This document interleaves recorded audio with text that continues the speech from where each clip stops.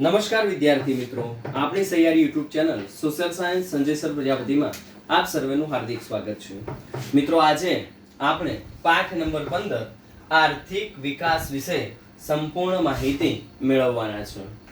આર્થિક વિકાસની અંદર કહી શકાય છે પ્રત્યેક વ્યક્તિની પ્રત્યેક સવાર અલગ અલગ હોય છે. પ્રત્યેક વ્યક્તિની પ્રત્યેક સવાર અલગ અલગ હોય છે. મિત્રો, મુદ્દો પ્રશ્ન થતો હોય કે આર્થિક વિકાસ કહેવો કોને, તો અહીંયા કહેવામાં આવ્યું છે કોઈ પણ દેશની જે રાષ્ટ્રીય આવક છે એ રાષ્ટ્રીય આવકમાં વધારો થવો તેને આર્થિક વિકાસ કહેવાય છે. તો પ્રશ્ન આપણો એ બને કે રાષ્ટ્રીય આવક કોને કહેવાય. સમજો, વ્યાખ્યા છે રાષ્ટ્રીય આવક કોને કહેવાય. તો યાદ રાખજો, દેશની કુલ આવકને રાષ્ટ્રીય આવક કહેવાય છે. દેશની કુલ આવકને રાષ્ટ્રીય આવક કહેવાય છે. નંબર 2, દેશની માથાદીઠ આવકમાં વધારો થવો. તો પ્રશ્ન એ બને કે માથાદીઠ આવક કોને કહેવી. તો યાદ રાખજો, દેશની જે કુલ આવક છે એટલે કે રાષ્ટ્રીય આવક એ દેશની કુલ વસ્તી વડે ભાગવાથી, દેશની કુલ રાષ્ટ્રીય આવકને દેશની કુલ વસ્તી એટલે કે જનસંખ્યા વડે ભાગવાથી જે આવક મળે તેને માથાદીઠ આવક કહેવાય છે. એટલે કે આર્થિક વિકાસની વ્યાખ્યા શીખતા પહેલા, આર્થિક વિકાસની વ્યાખ્યા શીખતા પહેલા આપણે બે વ્યાખ્યાઓ શીખવી પડે. એક રાષ્ટ્રીય આવક, બે માથાદીઠ આવક. ફરીથી બોલું છું, દેશની કુલ આવકને રાષ્ટ્રીય આવક કહેવાય છે.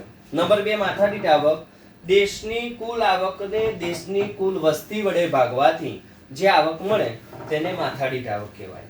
હવે સમજો, રાષ્ટ્રીય આવક કોને કહેવાય અથવા એટલે કે આર્થિક વિકાસ કોને કહેવાય. મુખ્ય વ્યાખ્યા: દેશની રાષ્ટ્રીય આવકમાં વધારો થવો, દેશની માથાદીઠ આવકમાં વધારો થવો અને લોકોનું જે જીવન ધોરણ છે એ જીવન ધોરણમાં સુધારો થવાની પ્રક્રિયાને આર્થિક વિકાસ તરીકે ઓળખવામાં આવે છે. મિત્રો, જેટલી માથાદીઠ વધુ, આવક વધુ, એટલી એની જીવનશૈલી પણ ઊંચી અને શ્રેષ્ઠ બનતી જોવા મળે છે. ત્યારબાદનો જે મુદ્દો છે એ મુદ્દા વિશે વાત કરવી હોય તો કરી શકાય છે કે આર્થિક વૃદ્ધિ અને આર્થિક વિકાસનો તફાવત જણાવો. ઘણીવાર બોર્ડની પરીક્ષામાં પણ પૂછાતો પ્રશ્ન છે. ઘણીવાર બોર્ડની પરીક્ષાની અંદર પણ પૂછાતો પ્રશ્ન છે. પહેલા જોઈએ છે આર્થિક વિકાસ. યાદ રાખજો, આર્થિક વિકાસ એ ગુણાત્મક પ્રક્રિયા છે, જ્યારે આર્થિક વૃદ્ધિ એ પરિણાત્મક પ્રક્રિયા છે. મુદ્દા નંબર 2, આર્થિક વિકાસ એ પ્રથમ અવસ્થા છે, જ્યારે આર્થિક વૃદ્ધિ એ આર્થિક વિકાસ પછીની અવસ્થા છે.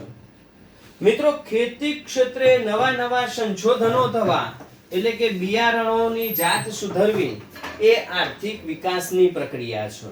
પરંતુ એ જ ખેડૂત જે છે એ સારી આવક પ્રાપ્ત કરીને સારી જમીન મેળવે છે, એટલે કે ખેડાણ લાયક જમીનમાં વધારો થવો, તો આર્થિક વૃદ્ધિની પ્રક્રિયા પણ એને કહી શકાતી જોવા મળે છે.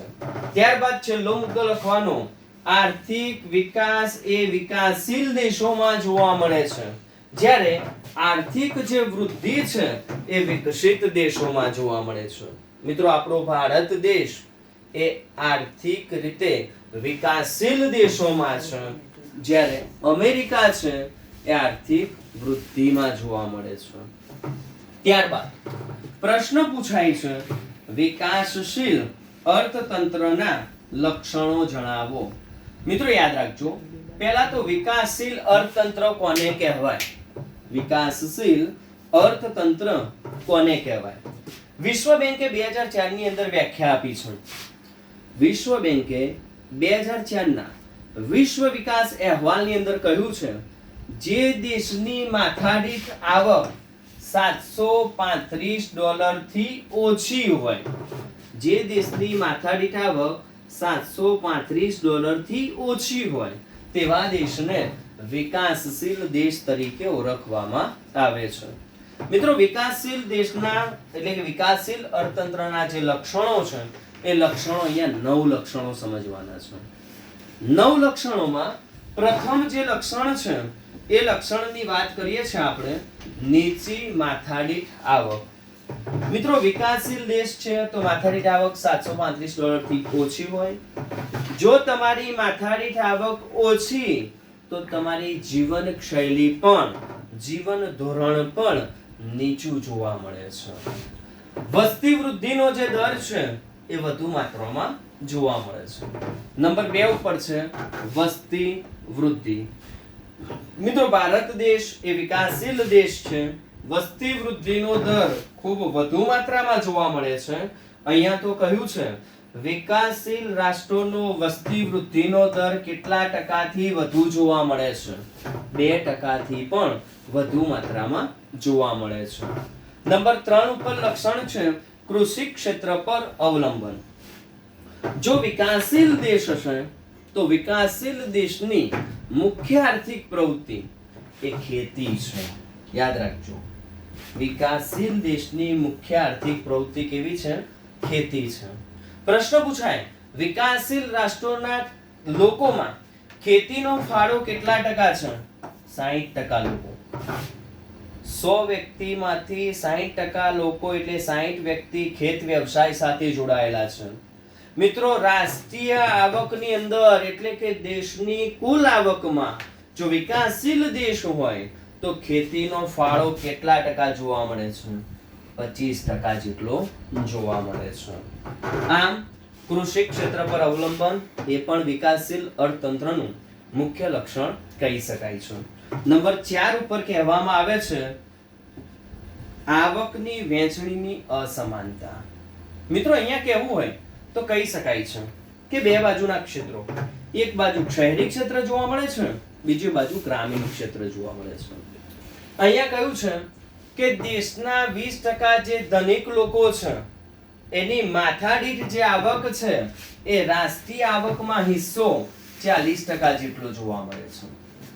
લોકો 20% છે, હિસ્સો 40% જોવા મળે છે. તરિયાના 20% એવા ગરીબ લોકો છે જેનો રાષ્ટ્રીય આવકમાં હિસ્સો 10% જેટલો જોવા મળતો હોય છે. ત્યારબાદનો મુદ્દો છે નંબર 5 ઉપર બેરોજગારી. બેરોજગારીની મિત્રો વ્યાખ્યા આવશે કાર્ય કરવાની ઈચ્છા અને શક્તિ હોવા છતાં કામ ન મળવું તેને બેરોજગાર તરીકે પણ ઓળખવામાં આવે છે. વિકાસશીલ અર્થતંત્રનું મુખ્ય લક્ષણ કયું છે? તો એ મુખ્ય લક્ષણ બેરોજગારી છે. મિત્રો અહીંયા તો ત્યાં સુધી વાત કરી છે કે વિકાસશીલ દેશોમાં જે કુલ શ્રમિક છે એના 3% કરતા વધુ લોકો બેરોજગારી સાથે સંકળાયેલા છે. દાખલા તરીકે બેરોજગારીના પ્રકારો છે મોસમી બેરોજગારી છે, છુપી બેરોજગારી છે, ઔદ્યોગિક બેરોજગારી છે, એમ બેરોજગારીના સ્વરૂપો છે. પ્રશ્ન થાય કે મોસમી બેરોજગારી સમજો.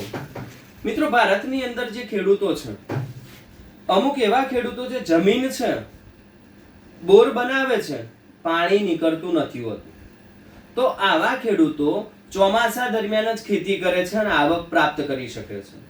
જ્યારે બીજા સમયગાળા શિયાળો છે ઉનાળો છે એમાં બિલકુલ જે ખેતર છે એ પડતર પડી રહે છે માટે એને કહેવાય છે મોસમી બેરોજગારીનો ભોગ બનેલા.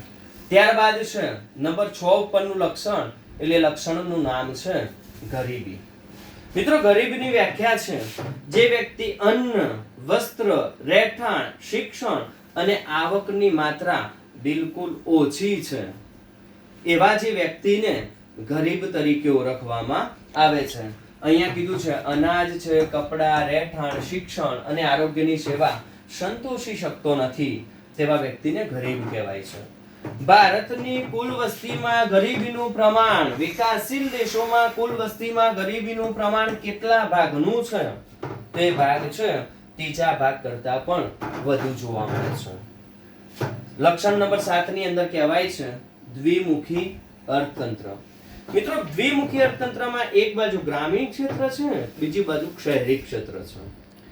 ગ્રામીણ ક્ષેત્રની અંદર જૂની પુરાણી યંત્ર સામગ્રી છે, રૂઢિચુસ્ત માન્યતાઓ છે, જ્યારે શહેરી ક્ષેત્રની અંદર આધુનિક ઉદ્યોગો છે, નવી ઉત્પાદન પદ્ધતિ છે, આધુનિક યંત્રો છે, વૈભવી જીવન શૈલી છે.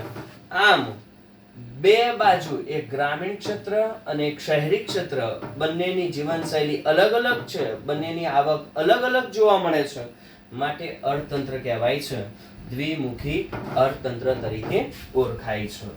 ત્યારબાદમાં લક્ષણ નંબર 8 માં કહેવાય છે પાયાની અપર્યાપ્ત સેવાઓ. કોઈ પણ ગામ હોય કે કોઈ પણ શહેર હોય, પાયાની જે સેવાઓ છે, શિક્ષણ છે, આરોગ્ય છે, બેન્કિંગ વ્યવહાર છે, ઇન્ટરનેટ છે, આ બધી સુવિધાઓ, રોડ રસ્તા છે, પરિવહન છે, આ બધી પાયાની સુવિધાઓ છે. જો મિત્રો પાયાની સુવિધાઓ જો ઓછી મળશે તો એ જગ્યાનો વિકાસ બિલકુલ નહિવત છે. જો વિકાસ જ ઓછો હશે તો એ આર્થિક રીતે વિકાસશીલ અર્થતંત્રનું લક્ષણ બની જશે. અહીંયા કહ્યું છે શિક્ષણ, વાહન વ્યવહાર, સંદેશા વ્યવહાર, વીજળી છે, આરોગ્ય છે, બેન્કિંગ જે સુવિધા છે, આ બધાનો અભાવ જોવા મળે. શું જોવા મળે છે? અભાવ જોવા મળે.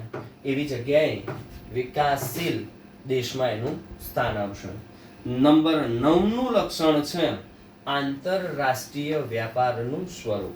મિત્રો જે વ્યાપાર આપણો છે એ વ્યાપાર આંતરરાષ્ટ્રીય બતાવ્યો છે. એટલે કે ભારત દેશમાંથી ઉત્પાદિત થતી જે ચીજ વસ્તુ છે અન્ય દેશને વેચવી એ નિકાસ કહેવાય છે.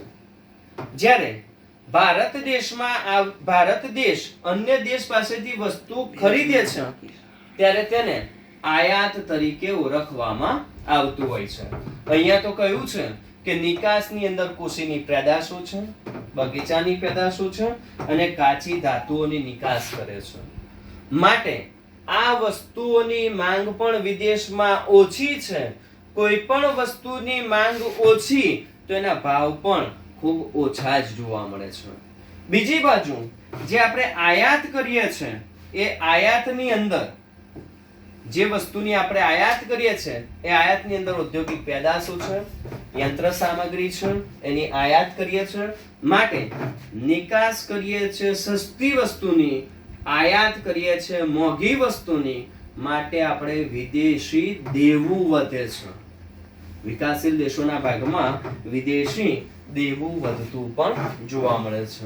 આમ વિકાસશીલ અર્થતંત્રના જે 9 લક્ષણો છે એના વિશેની વાત કરી છે. છેલ્લો જે મુદ્દો છે એ મુદ્દાની અંદર કહેવાય છે મિત્રો આર્થિક પ્રવૃત્તિ, બિનઆર્થિક પ્રવૃત્તિ. પહેલી આપણે વ્યાખ્યા જોઈએ છે આર્થિક પ્રવૃત્તિની. જે પ્રવૃત્તિનો હેતુ આવક મેળવવાનો કે ખર્ચ કરવાનો હેતુ હોય તેને આર્થિક પ્રવૃત્તિ કહેવાય છે. દાખલા તરીકે ખેડૂત છે, કારીગર છે, વેપારી છે, શિક્ષક છે, એ આર્થિક પ્રવૃત્તિમાં આવે. જ્યારે બિનઆર્થિક પ્રવૃત્તિમાં આવક મેળવવાના કે ખર્ચ કરવાના હેતુથી કરવામાં આવતી નથી તેવી પ્રવૃત્તિને બિનઆર્થિક પ્રવૃત્તિ કહેવાય છે. દાખલા તરીકે માતા દ્વારા કરવામાં આવતો બાળકનો ઉછેર. આમ આજના લેક્ચરમાં આર્થિક વિકાસ, વિકાસશીલ અર્થતંત્રના લક્ષણો, આર્થિક પ્રવૃત્તિ, બિનઆર્થિક પ્રવૃત્તિ વિશે માહિતી મેળવી છે. વિડિયો જોઈ બીજા વિદ્યાર્થીઓને પણ શેર કરો અને તમે પણ માહિતી સારી રીતે સમજો. Wish you all the best. Best of luck. Thank you.